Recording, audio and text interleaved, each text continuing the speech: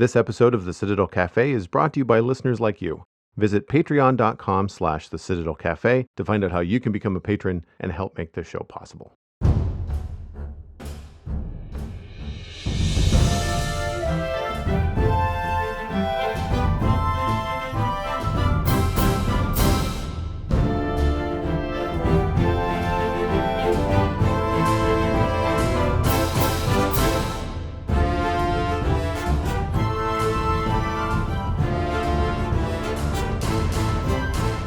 This is the Citadel Cafe, episode number 444 for Tuesday, not Wednesday, but Tuesday, June 21st, 2022.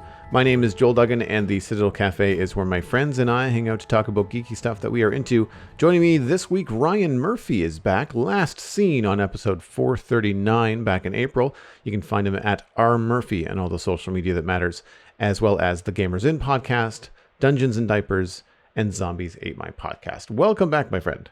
Thank you. It's good to be back. It's also good to have the counter right on the notes there, because I know we always bring it up and then we spend a few minutes trying to search the website. I might have done that on purpose. And I was curious myself, kind of like, when was Ryan last in the show? I knew it was recently because we talked about some stuff on Apple TV Plus, and I've only had that for a couple months. Right. Yeah. No. And yeah, April, man, it feels like a while ago, but it's only a couple months ago, so not too shabby. I am happy to be back, though. Lots of video game stuff to discuss, heading into the summer and the fall and all that. So, like, obviously, lots to unpack. And weirdly, coming into this, outside of Minecraft, for obvious reasons with the Spawn Chunks podcast and my own streaming schedule on the weekends, I really haven't been playing many other video games. I think the last one I played was probably Forza Horizon 5. And it might have even been back in April when you and I last spoke, because I'm sure I had some things to say about it. But I just, for whatever reason, have not had the inclination to just get into a video game. I always seem to be like just finishing the dishes or something like that at like 8:30 at night. I'm just tired. Like, I just don't want to start something. I'm not in the middle of any games. Like I mean, well, that's kind of a fib. I'm in the middle of Assassin's Creed Valhalla. I say middle, I've started it, so I don't have to start from the absolute beginning. But it's been so long since I've even played that I'd have to, it would take me a while and a lot of brain power to kind of get my head back in the story, And I have one on my list, which was recommended. And once I found out that it had a story mode, Jedi Fallen Order is something that I'm going to try, because I've been watching Kenobi and I want some extra Star Wars in my life. But I just haven't had the gusto to sit down and try something new, which is weird because the weather around here has been shit. It's been rain almost every day, and it's a perfect video game, excuse. But I just haven't pulled the trigger. So, before we get into the upcoming gaming news, because Xbox had their June showcase a week or two ago, what have you what have you been doing? What have you been spending your time this spring playing? Oh, what have I been playing this spring? It's funny. It's kind of a blur in terms of video games, because there's not a lot of big titles releasing these days. It's a lot of smaller titles, and obviously played a lot of Horizon Forbidden West, and I think we talked about that on the April show. But I wrapped that one up. I've been playing. I'm looking forward to a couple games coming out pretty soon. But yeah, over the last couple months, it's funny. I'm trying to think back. A lot of Game Pass games, jumping between Game Pass games and whatnot. And it's funny. I could probably I've got my Gamers In notes up here for a show I'm recording tonight, actually. Well, here's one that entered my brain. Rogue Legacy 2. I've been playing that one. It just exited early access. It's a rogue-like or rogue-lite. I always try to have the Steam description up here whenever there's a rogue-lite or a rogue-like I'm talking about. This way I get it right. Mm-hmm. But yeah, I've been enjoying that one. It's a follow-up to one of the first roguelikes that I really got into. It's made it's made in Toronto, actually, so it's a Canadian game as well. And it's a lot of fun. It's a great jump in, do one run, feel like you progressed, jump out, if you have 15, 20 minutes. There's a lot of checkpointing there as well. And that's one I've kind of been chipping away at over the last couple months. And I've also been playing 13 Sentinels, which just launched on Switch in April. We've been doing a game club for the Gamers Inn, and we're about 10 weeks in now.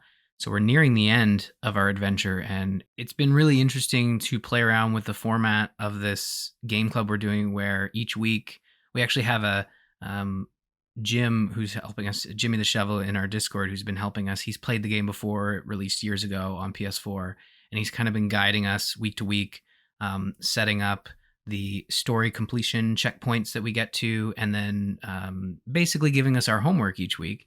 And as we complete it in 13 Sentinels, we then jump into Discord every Sunday morning, in which he will open up a new discussion thread for us to talk about that chunk of gameplay and also give us additional homework for the next week. And like I said, it's a very narrative based game where at the start you have no idea what's going on, and slowly they're unraveling this mystery upon mystery. And now that we're in week 10, we kind of have we think a pretty good idea of what's going on, but I feel like there's still plenty of chances for things to surprise us. But it's been a lot of fun, and that's kind of been taking up some extra game time of mine over the last couple months, and it's been a lot of fun. It's 13 Sentinels, Aegis Rim. It's on PS4.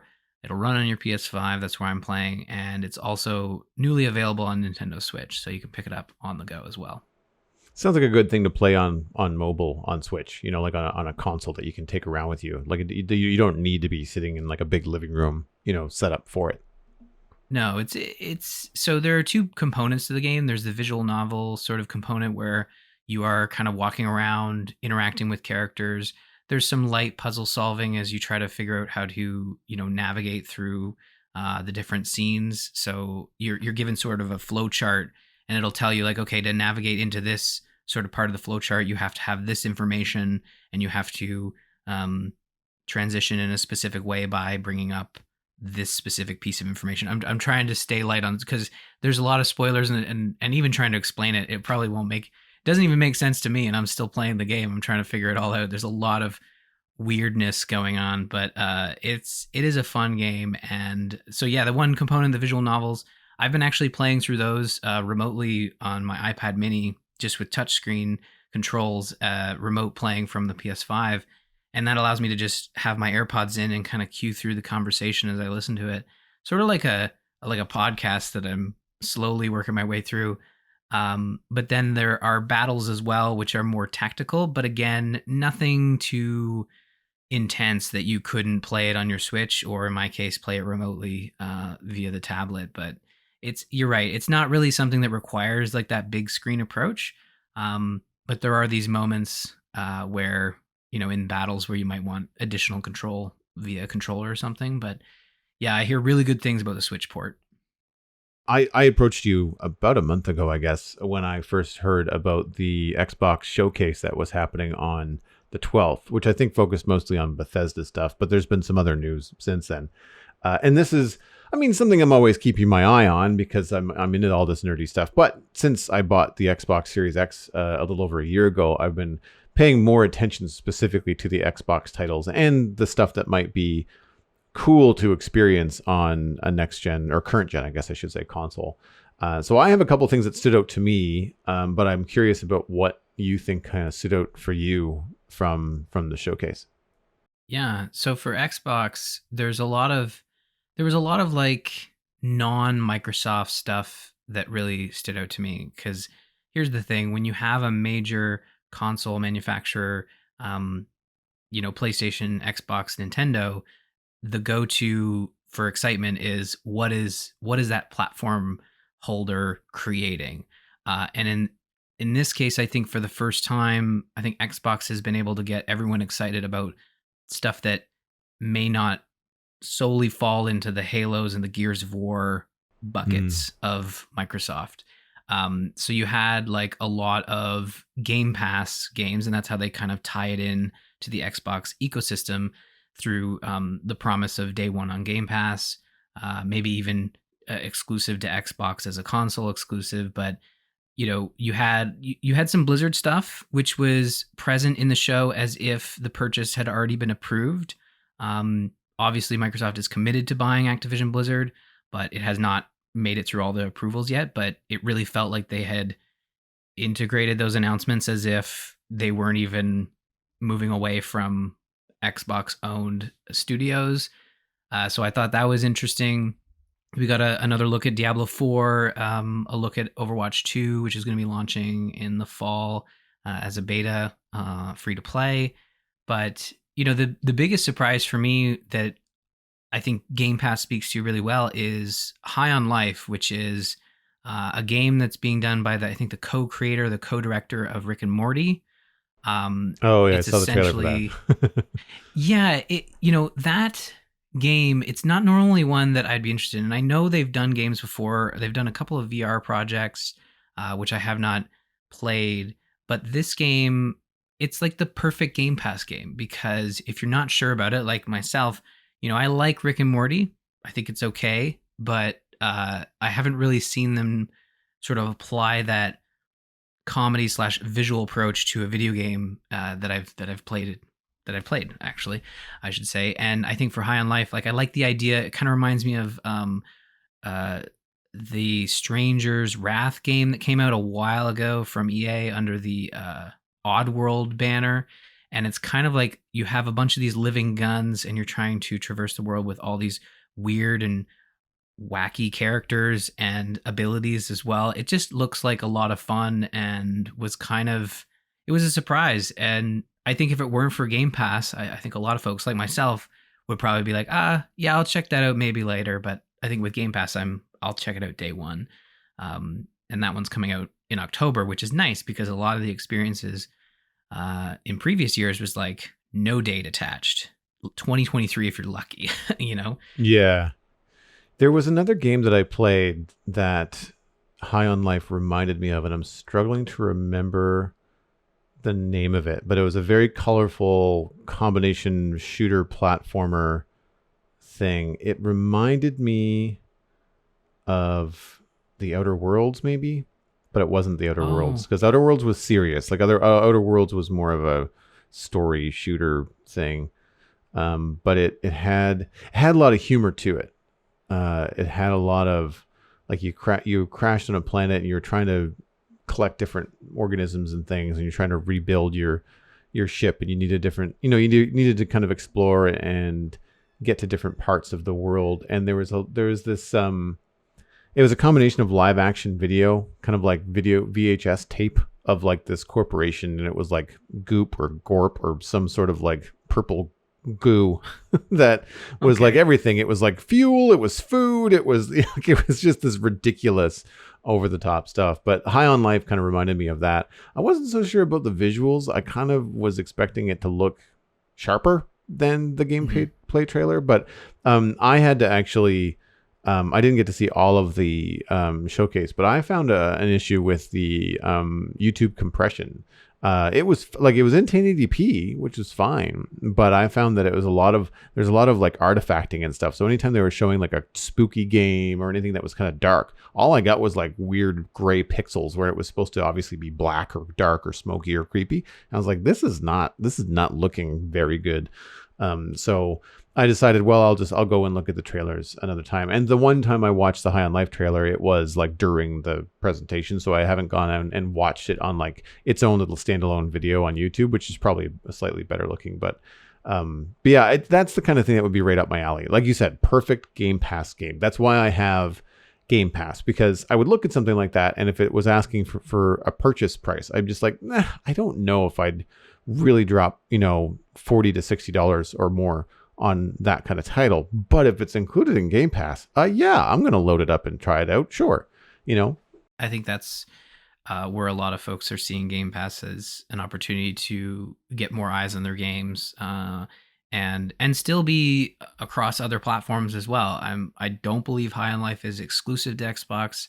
It'll come to PC. It'll come to PlayStation, and I think it's just good for. There's been a lot of discussion about whether Game Pass is good for developers or not, and you've seen developers weigh in and say yes, it's great, and you've seen developers weigh in and say no, it's not that great. And I think it varies game to game. But for you and I think High on Life wouldn't be right up there on our radar if it weren't for the ability to check it out day one on Game Pass. And there was a lot of those titles from Xbox that are going to fit into that category. I think Flintlock was another one I didn't know anything about, and it's sort of like I believe like more of a steampunk magic fantasy game that got announced. Last Case of Benedict Fox, which is more of a side-scrolling puzzle platformer game with some abilities that look to be close to Ori and the Blind Forest. It looks like a lot of fun too. Like it was a good mixture of big, updates and big new entries into, beloved franchises. And then sort of sparsed in between that was a lot of these smaller titles that get the highlight on the showcase, but also get that bump from Game Pass as well. And on your note of the streaming compression, like I think YouTube live streaming doesn't do a lot of this stuff justice. Going back into the Xbox system, or even finding the trailer again on YouTube that has been uploaded, I feel like you get a better idea. And I have not gone back and watched a lot of these smaller titles again. I just feel like we're at an age where the live streaming events, outside of maybe Nintendo stuff, because the Nintendo stuff is still technically a generation of consoles behind, I find the streaming stuff doesn't necessarily do the actual, look and feel of the game justice. Because if you go and watch it again, non live streamed, HD 4K trailer, that gets it a little bit closer to what you experience with the final product. I mean, I say that, and one of the things that stood out for me from the presentation was the new information about Starfield, and that looked good. Like I didn't feel that was like a choppy presentation, or that the video wasn't the best. But it was also a longer presentation. It was also gameplay, so there was a lot more going on. It wasn't like a slow cinematic trailer. There was a lot of kind of like cuts to different things, and I thought it looked cool. It's definitely been something on my radar for a while. I hope it's more than just Skyrim in space, because I found Skyrim to be pretty slow. So, I'm looking for something maybe more from that. But I mean, the game features that they were talking about, like customizing your character with all the different options, and the ship customization, I thought was really interesting. In that, where it's all modular, they're going to allow you to build your own ship or customize your own ship, which is cool, because that means that you're not going to just run into somebody else in the galaxy that has like another ship that looks just like yours. Maybe at first, when everybody at a certain level only has like a certain amount of components, but as that expands, as people get farther in the game, I think it's going to be interesting that things look so different. I'm curious about the art style. Like I'm finding that the space sim sort of side of it doesn't look so far in the future. Like it doesn't look like things are super sci-fi. It looks that it's more like near future sci-fi, where the ships are obviously more modern and more futuristic than what we have currently in 2022, but they still look like they're made of like metal and glass, and they're not going so far as to go like esoteric with like organism ships or weird kind of like things are all attached. Nothing kind of hovers with like some sort of force field holding it on. You know what I mean? Like everything seems to be pretty also gray. That's the only thing that I'm a little bit concerned about, is that when you do watch the trailer, like it's an awful lot of gray. Like there's not a lot of color in anything. And I like the idea that they talked about having like 1,000 planets or more.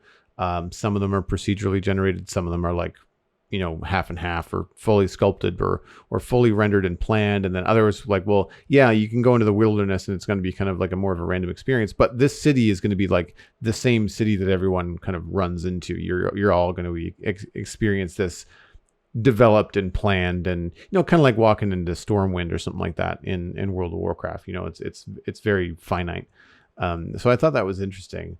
The one thing that I got from the story bits in the trailer, though, were that it has a lot of striking similarities to No Man's Sky, in terms of like there's a giant artifact and we don't know what it does, and we're all trying to figure out what's going on and solve the mystery of the universe, and it even looks kind of the same as No Man's Sky. And some of the things in terms of what you do. And, I understand the, like, it's a space sim. So sure, it's going to have some similarities to No Man's Sky, but I was really surprised at just how similar, like, the main kind of plot point in the trailer was. Like, there's a mysterious floating artifact and we don't know what it is. And we're not sure how old it is. And you have to figure out what's going on. And I'm just like, really? We're doing this again?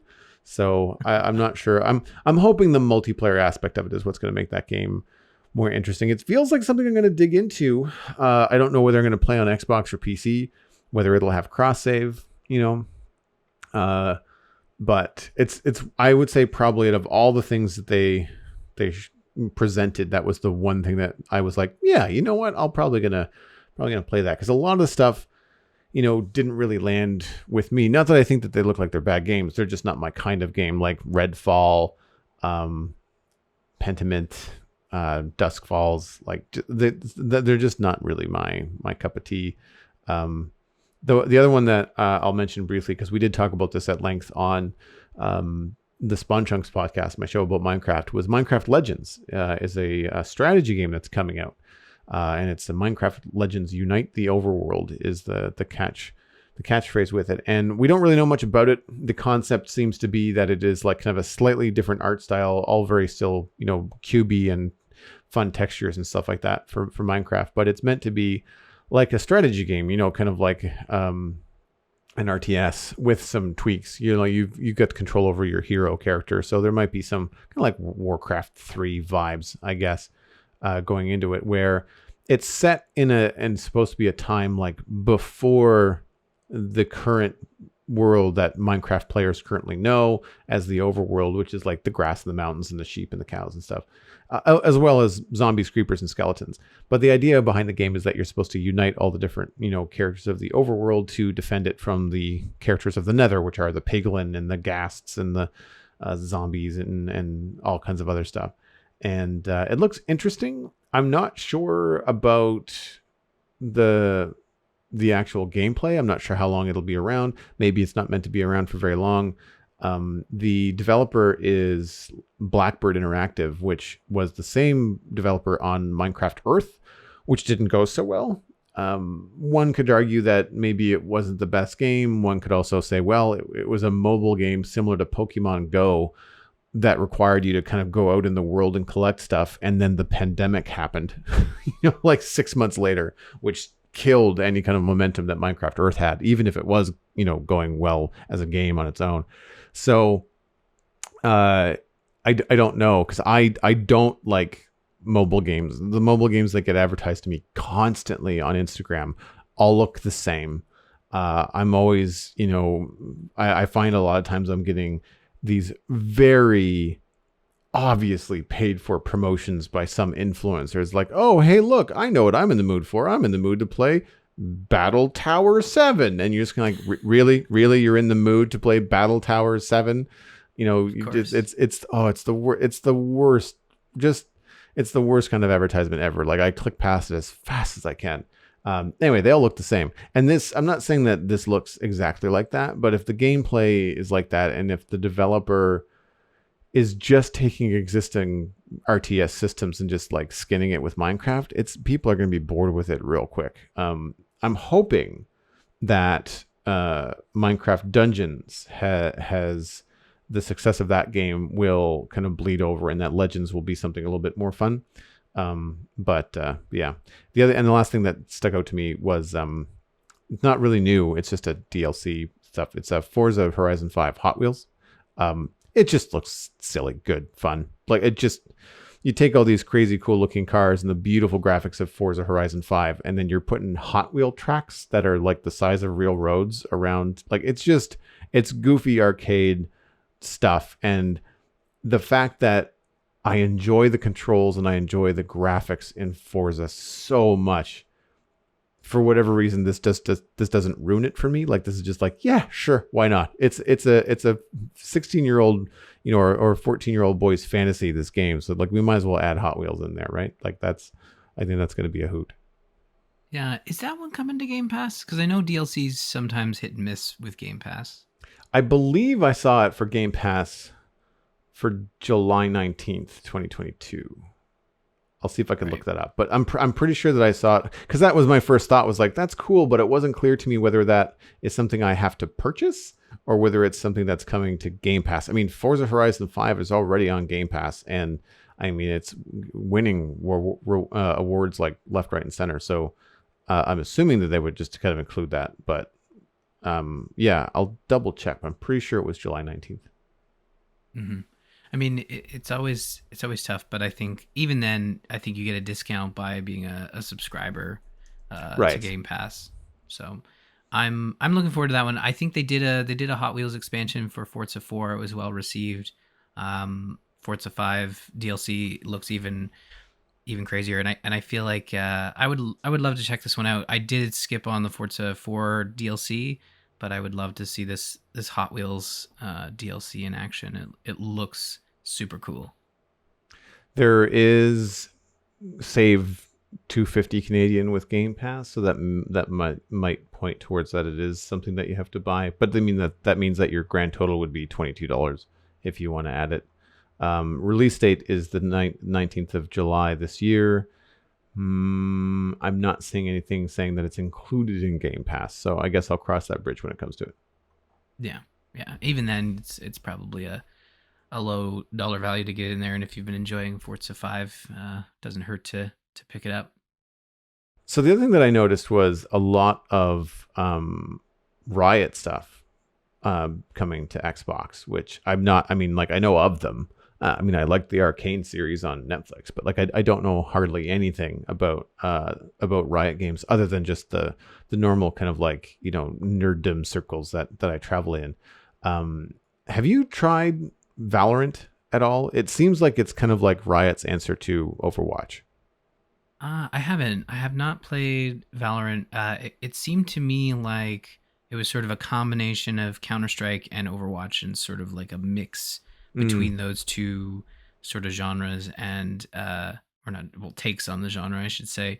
But for me, like that Riot announcement, that's a pretty. I figured Xbox would have some sort of value add to announce for Xbox Game Pass Ultimate, and basically saying, like, similar to adding EA Play, cloud gaming, they've now said, hey, Riot Games is basically going to give you the keys to their free to play kingdom, and allow you to unlock all heroes in League of Legends, Wild Rift, get some stuff in their card game, and of course have access to all the heroes in Valorant.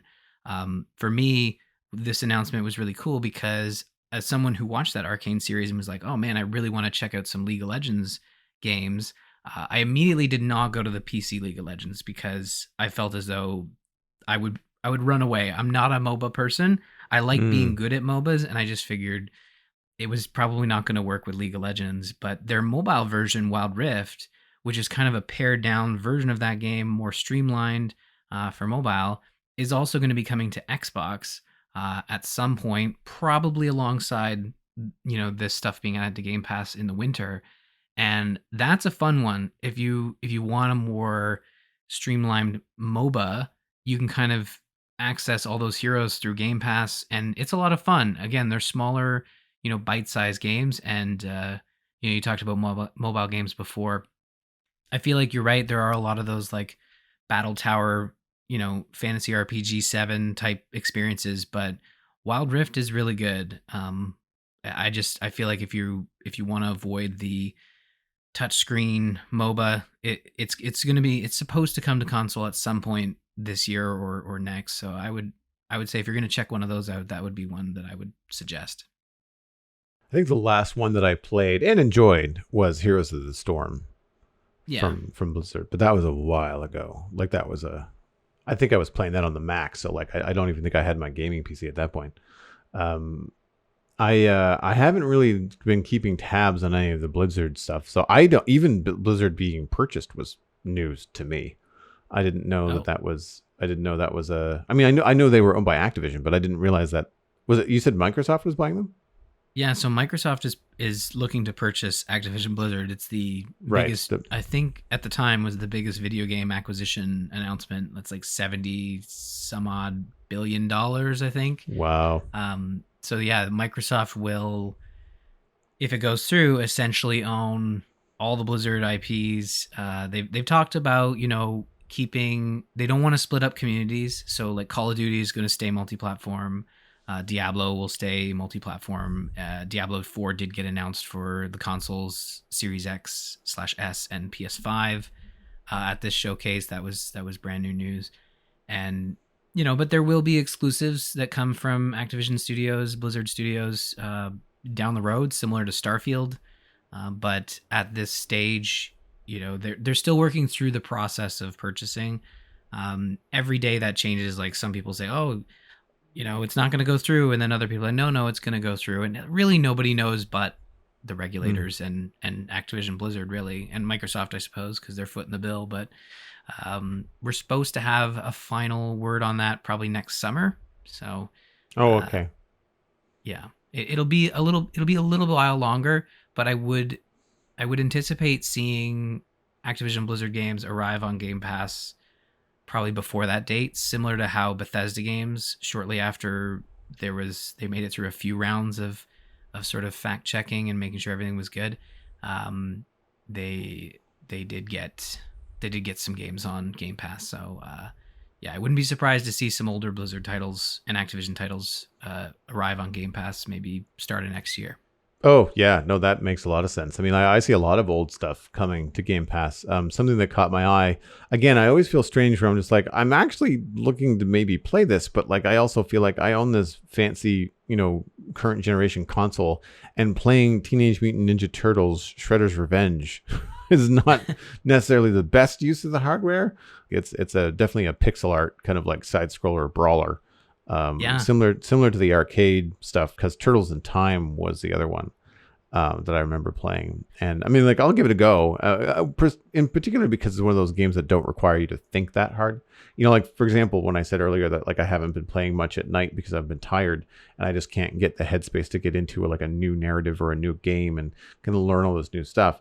When you're playing something like Shredder's Revenge, like you're just mashing buttons. Like you have to remember punch, kick, block, dodge, that kind of stuff. So we'll see. But yeah, I've not found much in the offerings for Xbox Game Pass the last little while. I had a list up here, but I feel like it's not that the games are bad. They don't really appeal to me. Like Far Cry 5, FIFA 22, Assassin's Creed Origins did catch my eye, but I haven't finished the one that I'm playing. Yeah. And then plus I think I own Origins on Steam or one of the other PC platforms, which is fine. I mean, I'd rather play it on the console anyway. But all of the game titles, Grounded was another one that kind of like build your base kind of, but you're like Honey, I Shrunk the Kids in the backyard. And I've seen enough of that on the beta testing playthrough that I think a bunch of streamers did that I follow. And I was just like, it's fine. Like, it's a neat concept, but the gameplay is nothing new. Like, it's Minecraft in the backyard with big bugs. Like it didn't really at all seem like anything new. It felt grindy as all hell. And it's like, I have Minecraft. I don't need a time sink. Like I need a little bit more satisfaction and gratification out of, any time I'm spending on the Xbox. But so I haven't really dove into any recent Xbox Game Pass games lately. I feel like there was one that I was looking at recently, but again, it's escaping me. And I think part of it is that very seldom do I see a big title I recognize. I think the most recent one would be something like, the Avengers game, right?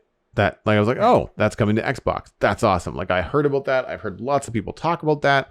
I will check that out for sure because it's included in my Xbox membership, and like it's silly to not have try it given that you've got access to this game that often costs like $100 everywhere else.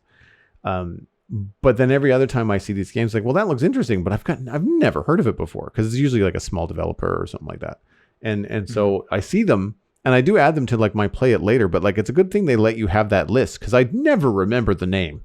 Of this game where I saw a couple of screenshots and thought like, oh, that looks kind of neat. Looked like a Tim Burton adventure. I was like, I'll give that a go. But like I've not tried it yet, so I don't remember what it is.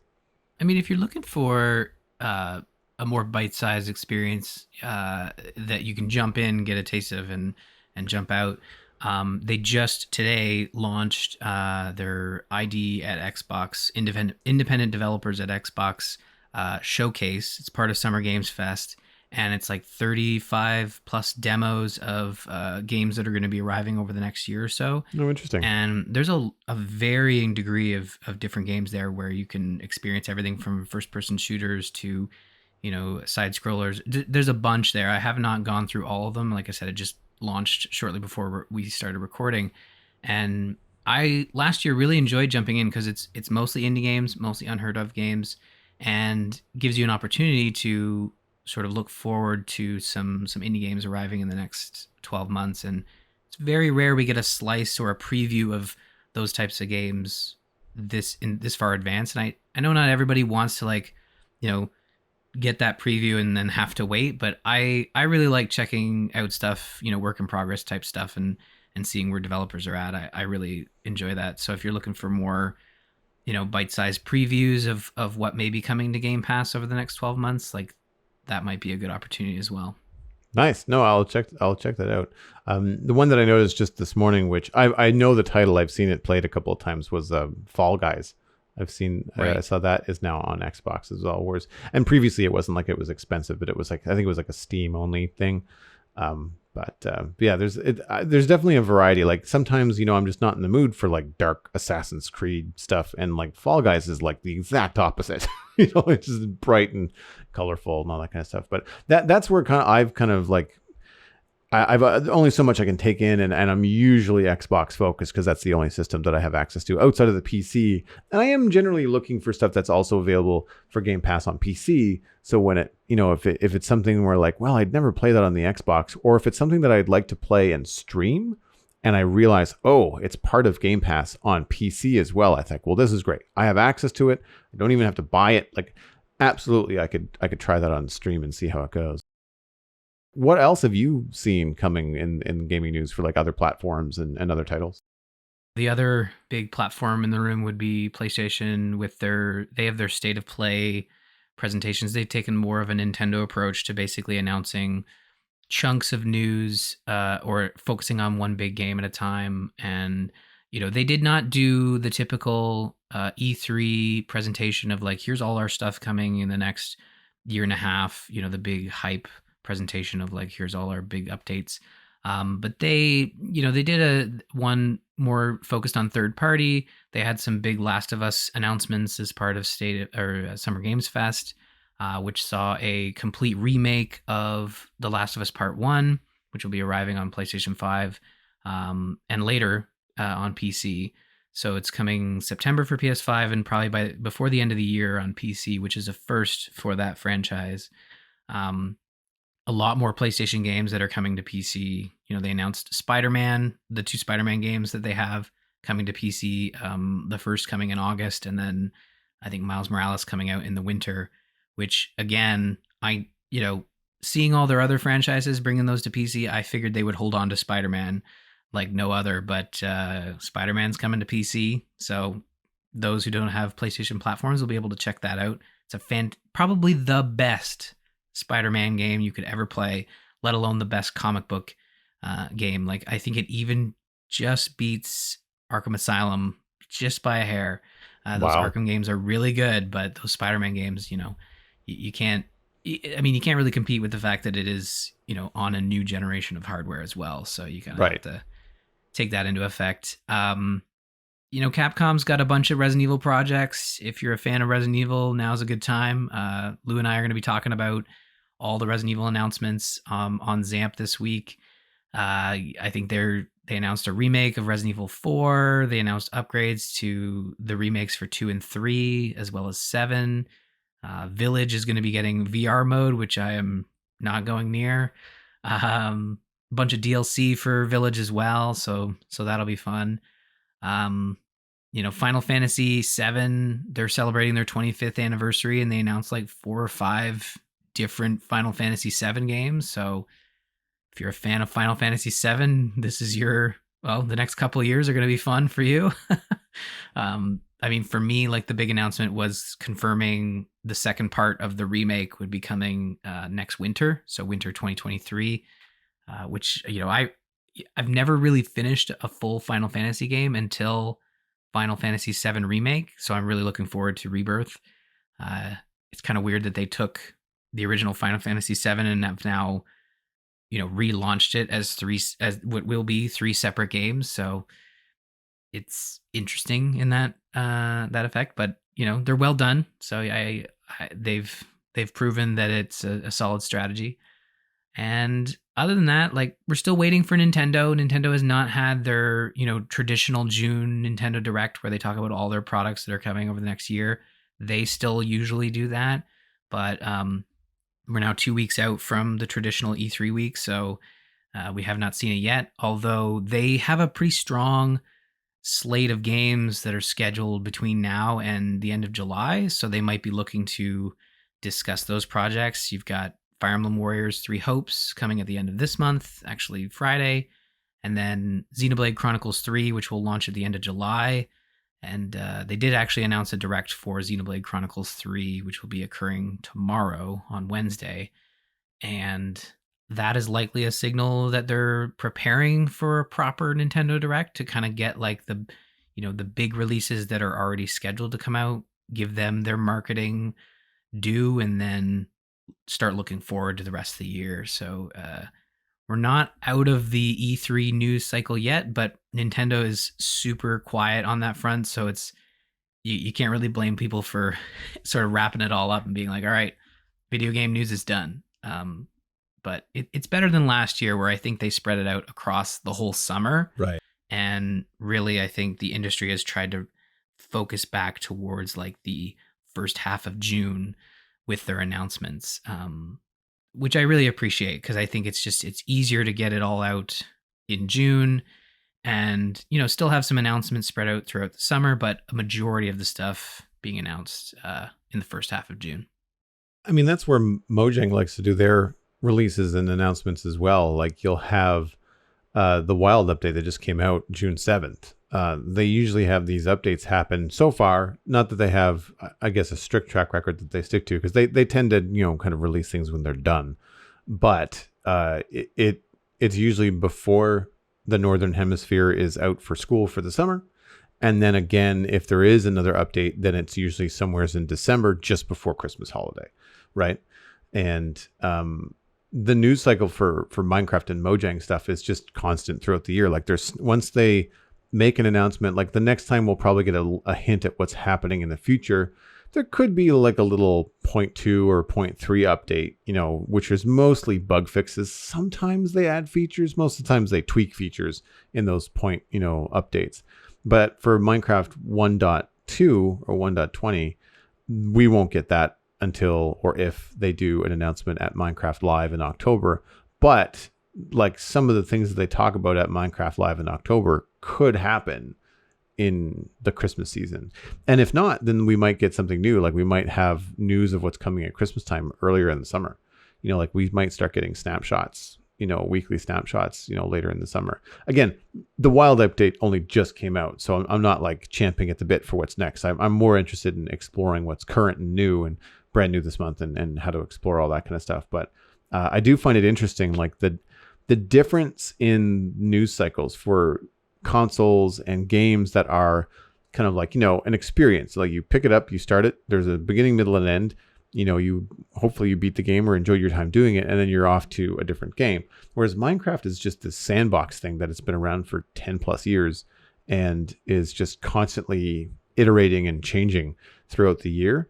And I find that it's so interesting that we just get, it's not like it's a news dribble, but we get pretty steady tweaks and changes throughout the entire year, and then big announcements and big sweeping changes like twice a year for Minecraft. Whereas, with this kind of stuff, I find like I'm only ever tuning in like kind of close to holiday, and then again, somewhere's around what used to be E3 time, just to kind of see what's going on.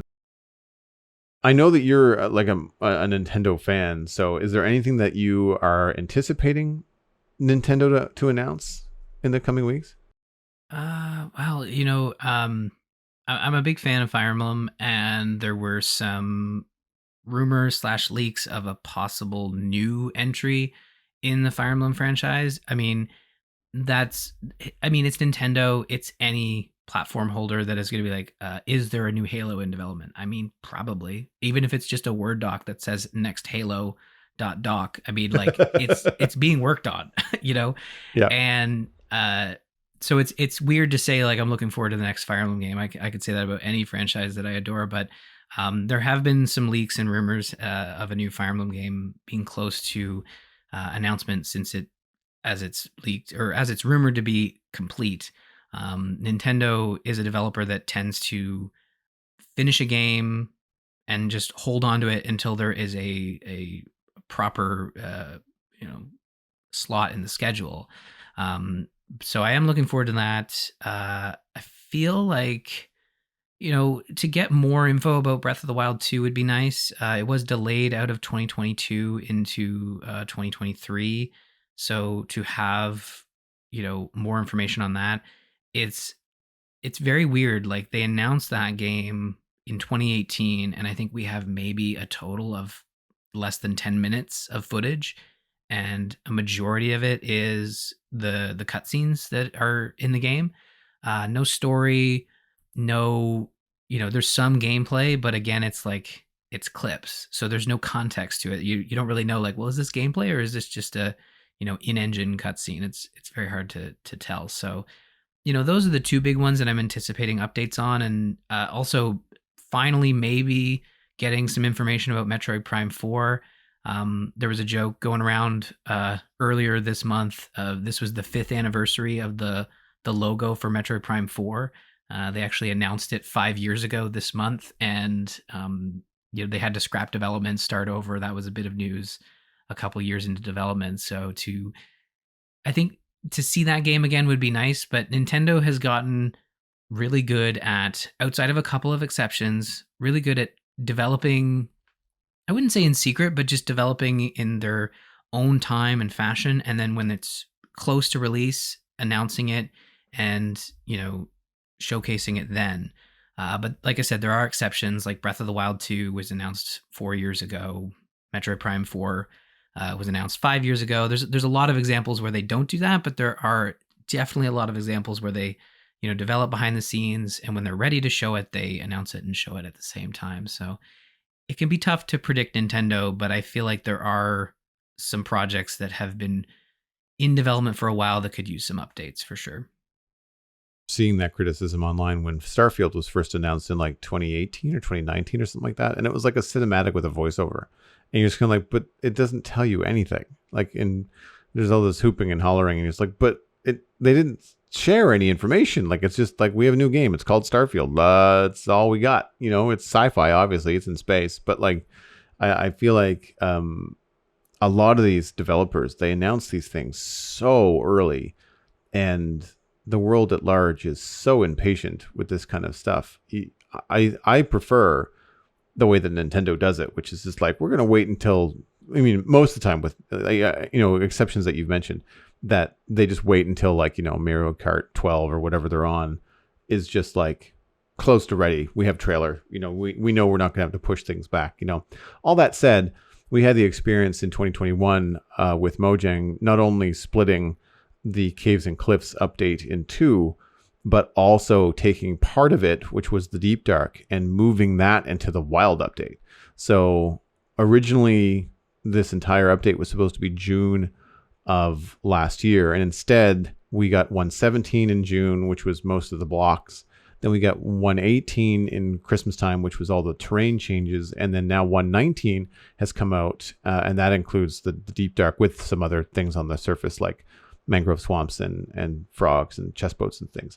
And all of them are great updates. Like, I'm not complaining, but Mojang had to kind of massage the landscape of the followers and fan base and let them know like why there was a delay. Obviously it's a big undertaking. Things were either not going as they had planned, throw in the pandemic with all of that. I remember an interview with, I think, one of the lead developers on Starfield saying like, look, we don't want to rush this. Like, we want this to be done right. We don't want to have any hiccups. We don't want to have to push a release date again. So, like, we're not giving a specific release date. We're saying 2023 when originally we said, November 2022. And I mean, I don't want to complain. Like I think that it's better that I think the gamer population get used to release dates that are very far away. If developers are going to continue to announce these games when they are like in the early phases of development. And I don't yet know the purpose of that. Like if it's 4 years away, you're not selling consoles with it. You know, like no one's buying an Xbox Series X knowing that Starfield is coming when they don't know. You know, like they're buying, you know, these consoles to play games now on them, you know, and so I while I am patient and, you know, as a creator myself and knowing, you know, how hard, you know, some of these developers work on these projects, specifically because we've interviewed some people from Mojang on the Spawn Chunks. Like I certainly would rather them have a healthy work environment, make a good game that they're proud of, and when they release it, have it just blow up the world, you know, rather than trying to get it done too early or having to always push it back, because all that ends up is it just makes gamers roll their eyes, in my opinion, you know, and say like, oh God, they pushed it back again. This is probably going to suck anyway. You know, like I feel like there's a lot of negativity that builds up around that kind of stuff when people are constantly pushing stuff back. So I don't know if the gamers are getting used to these long waits, you know, for things to come out. But I guess we'll see with, you know, now that, you know, Xbox and Microsoft are potentially taking over Activision Blizzard, like there's going to be existing properties where you're not necessarily going to have to be waiting for the next new thing. It'll be like the next sequel or the next installation of or DLC for, and that will hopefully tide people over. I think, you know, a majority of video game enthusiasts are really looking at delays as a good thing as opposed to a bad thing. Of course, there are going to be folks that react negatively to a delay, but more recently with Cyberpunk 2077 being delayed a lot, but then also shipped in a broken state on, frankly, like consoles that were still owned by millions of people. You know, when it launched, the PlayStation 4 and Xbox One were still, you know, those base models were still owned by millions of people and still are today.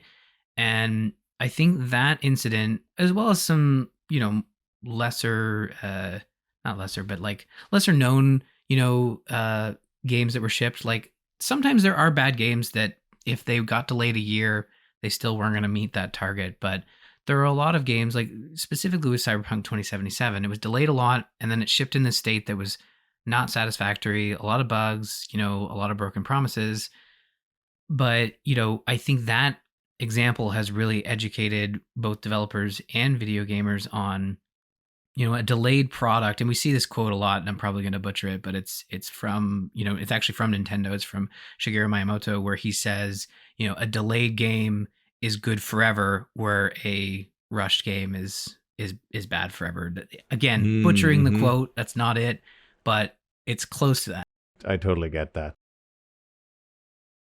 Well, folks, that's probably where we're going to wrap up this episode of the Citadel Cafe. You can get more information about the show and links to some of the things that we talked about at thecitadelcafe.com. Music for the show was composed by Kevin MacLeod. You can email us at thecitadelcafe@gmail.com or find the show by name on Twitter. Subscribe for free on iTunes, Google Podcasts, Stitcher, Spotify, and YouTube. Word of mouth is one of the easiest ways to support the show. Just tell friends about the Citadel Cafe and where they can go to listen to it. If you're so inclined, you can also support us on Patreon.